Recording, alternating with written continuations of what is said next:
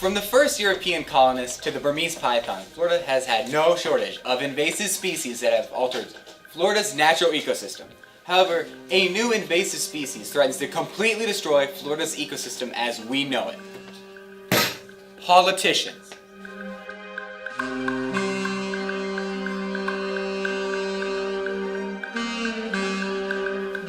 I'm Michael Pemberton here reporting on the massive influx of politicians who seek to represent Florida but aren't themselves from the state.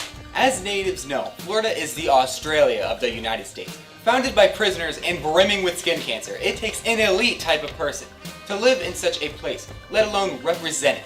However, as you may have guessed, meth heads don't make great politicians, or at least they don't according to the rest of the United States. As a result, politicians from outside of the states are flocking to Florida to try and take advantage of its collapsing political scene. Florida's Governor Rick Scott came all the way from Bloomington, Illinois, raising the question, is there no limit to the lengths these politicians will go in order to invade our mediocre state?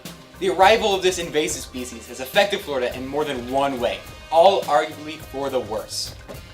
The difference between invasive politicians and other invasive species is that they refuse to adapt. Instead, they expect Florida to change.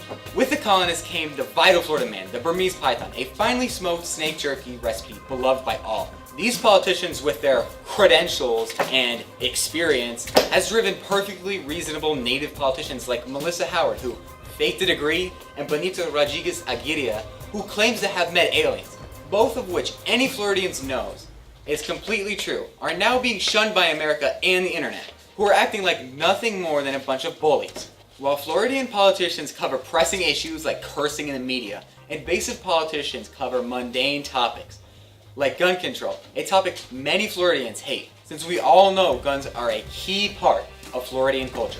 Guns are used to dispose of old beer cans, while the Florida man uses it as a part of his mating ritual by shooting wildly in the air to attract the attention of females and police. These issues could negatively affect Florida culture, and many Florida natives are starting to believe that these topics are being brought up as a part of an anti-Florida campaign. However, some Florida politicians fight back, like Senator Marco Rubio, who has confronted the villainous Alex Jones, a man who is notorious for his hatred of homosexual wildlife and frogs. We here at WTF have come up with a variety of competitions for the two, so they can prove their dominance over the other, including who can turn away the most refugees in a minute, reading Trump tweets with a straight face, a game of Trump chess where one side is nothing but pawns and there is a giant wall in the center, or who can click off gay porn the fastest, a true test of skill and speed. Until next time, I'm Michael Pemberton, and this is What the Florida.